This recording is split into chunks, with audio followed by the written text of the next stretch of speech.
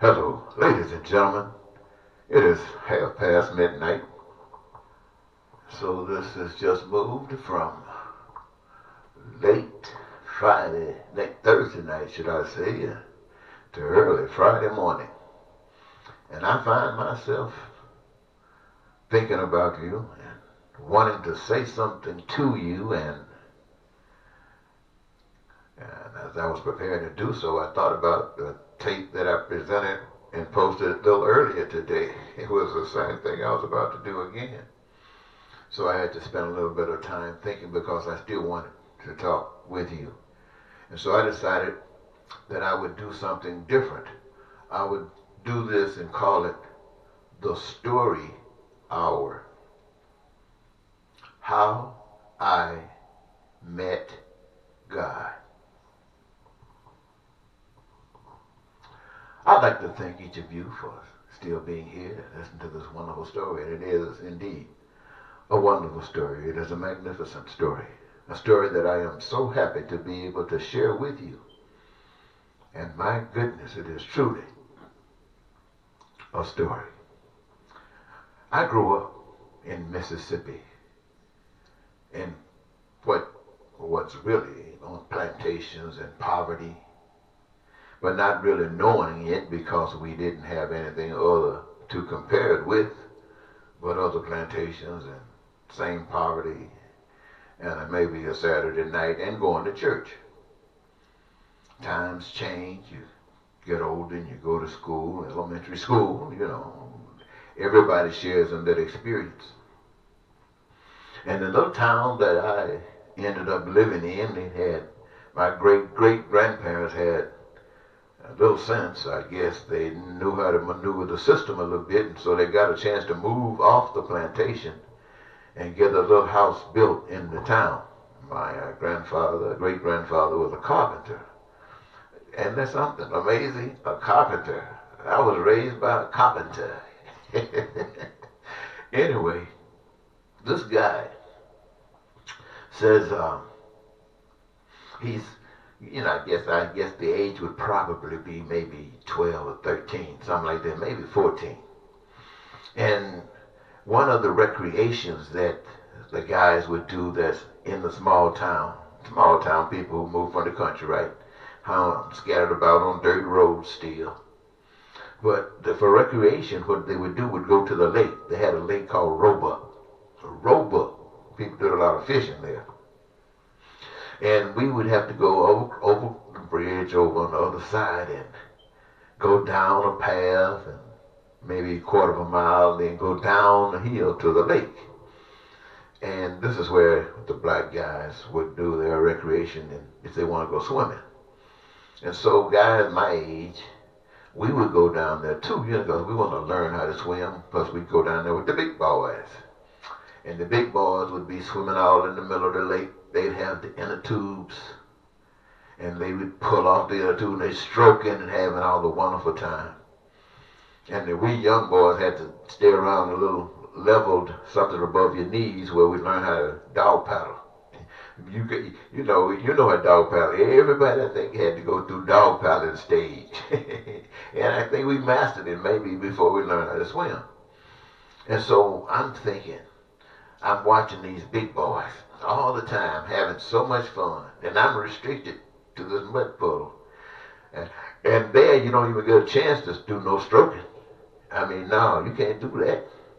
If you're out there by yourself, you might maybe do a stroke or two. But if you're tall, got long arms, your arm might hit the ground, but then you probably could work it out.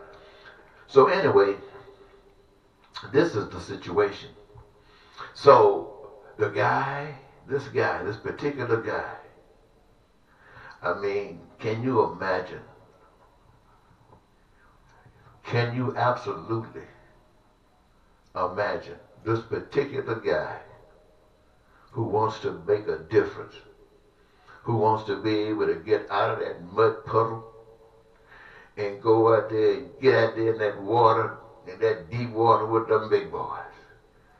And have y'all do it. You don't want to be on the down low all the time. Sometimes you just want to be up, and you don't mind being out of your category sometimes.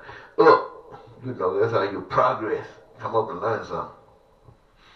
And so I'm sitting here wanting to be out there swimming. Now I'm knowing that I might not be able to do it. Now if I go out there and try to do it, they're not going to stroke me and tell me, good try, bro, don't worry about you, get it soon. No, I'm thinking they might laugh at me. I don't know what that was that made me think like that, but that's what I was thinking. They might laugh at me. And so I came up with another plan. I decided that I would get out of school early one day, and I would go to the mud hole, puddle hole, before the big boys get, because they went high school and stuff like that. Before they get out of school, I could go down there by the lake and do a practice run. I would go out there and swim across the lake, just to know for sure that I could do it. And then when they come out there in the evening time, I decide I'd go out there and swim across and play out there in the water with them. They'll be thinking I can't do it. But I practice. And I know I can do it. So I went out there one day. It's been such a long time ago. Sometime I think there were a couple other little kids out there with me, around my same age, still restricted to the mud puddle. And then sometimes I'm not sure whether they were there or not, but it doesn't make any difference. The thing of it is this. I went out there with no inner tube, with no big boys out there, with nobody out there, where if I started to mess up, I can say, help. No. I put myself in a position where you better. You better. Or that's going to be it. Now, I guess, how many of you can have stories like that? I guess many of you can tell the same kind of stories about your own experiences in life. Just like that. Well, if it came out like mine did, it's a wonderful story you ought to tell somebody. Anyway, so I'm sitting there making up my mind. I'm on the other side, across the bridge, went down the road and down the hill, put on my clothes. We usually swim naked unless we bring some little short jeans or something. So I got out there and I didn't even, sometimes I think I was naked, but if I wasn't naked, I had on some jeans. And I might have gotten in the mud puddle to warm up. I'm not sure what I did there or not. But I do know that I went over there and I say, I'm going to do this. Ladies and gentlemen, I'm telling you something about, well, I'm just going to tell you a story and you figure out what it means to you. I decided to get in that water. Now, right there, the water at the bank, the water wasn't where you just deep. You know, you can walk on out there to be in the water, get constantly, deeper. And so I'm walking out there. And all of a sudden, I get to the deep. I feel so fantastic. I start dog paddling. Because you got the dog paddle, man, you break it in. You ain't never been stroking before. But you got to affirm that you can stay afloat. If stuff don't work out, you can dog paddle. So I began to dog paddle, and then all of a sudden I say, stroking time. So I started stroking. Now what I realized is that my mind, my desire, my lust, my observation, the time that I spent observing and dreaming and imagining that I would be able to do this thing, it's setting in. And I started stroking. And I was feeling good, ladies and gentlemen. I'm telling you, I was really feeling good. I'm turning one way, looking down the lake, turning this way, looking down the lake, turning that way, looking down the lake. And then all of a sudden I looked down the lake and I noticed there's a tree trunk sticking up out of the water. Now can you imagine? You can imagine. You've seen pictures of it if you haven't. Well, some of you guys have been by the lakes. You've seen these stubs and stumps and stuff sticking out of the water. Well, this is what there was. And on it was a moccasin. Now, I didn't know at the time it was a moccasin. All I knew it was a snake. Now, I went out there to swim and to prove that I could swim across that lake. But it never crossed my mind that I would run up on a snake.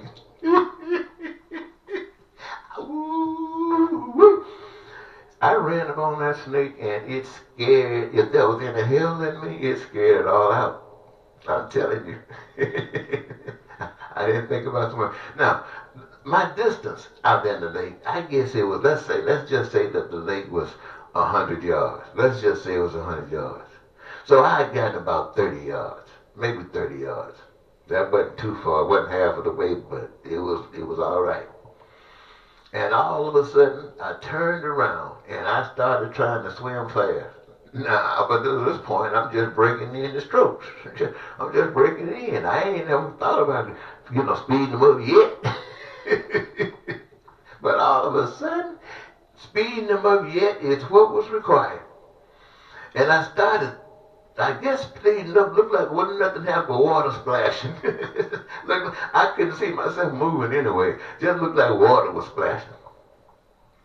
I said, ooh, Lord. And I looked back over there for that snake. I didn't see it. So I thought he was on my butt. No, let me tell you, I don't know what happened, but it's like something magical happened. Something magical. Because all of a sudden, it was like I was running on top of the water. Now, what I mean by that is that I was moving so fast.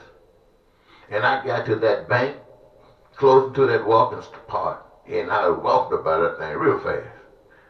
And as I was grabbing my pants, that snake came right up where I had exited. And the snake went over to some shadow area and curved up and raised his head back and looked at me, stared at me. And I'm in thinking, I'm grabbing my clothes, running up that hill as fast as I could. And you can bet that lake ain't seen this butt since. Now, what was that all about? Here's the story. As time passed, I'm contemplating this happening. What was that all about? I'm thinking that the way this thing turned out, I would have had no trouble swimming across this lake. And not only did I find out something new, I found out I could swim pretty fast. But at the same time, something told me there's a possibility. I wasn't really sure, but there was a possibility that I had done a stupid, foolish thing. Finna go out there and try to swim across that lake with no practice, with nobody out there to call for who could help me, or some have an instrument, some inner tube or something that could come to my rescue. I was out there with nothing but total faith in me. Total faith in me. Do or die. But dying never, ever crossed my mind. So, what am I thinking? I'm thinking, what was that all about? Was I stupid? And by being so stupid, there was a possibility, maybe almost an assurance, that I was going to go out there and get tired. And by not ready for this, not practicing, not developing in this, but just throwing myself in it, I might not have been strong enough to sustain myself. And something told me that there was something, possibly, I wasn't sure, but possibly there was something that cared about me, that saw me being foolish. You know, they always say there's a power. Somebody's always looking at you. Somebody's always watching you. Sometimes it might be angels. It might be someone who in the spiritual thing. Somebody, they say, is always watching. So I'm thinking, could have seen me and say, look at that nut. Let's help him. And entered, however it was happening. I don't know how it happened. But you had to control that snake and had that snake to go get him out. And it did. It got him out.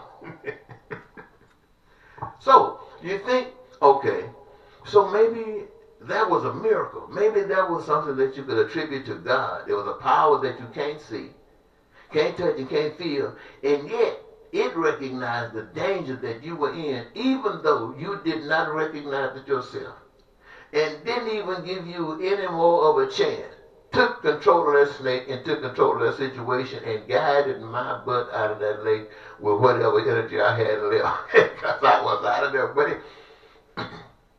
So I'm thinking, okay, so God was looking after me.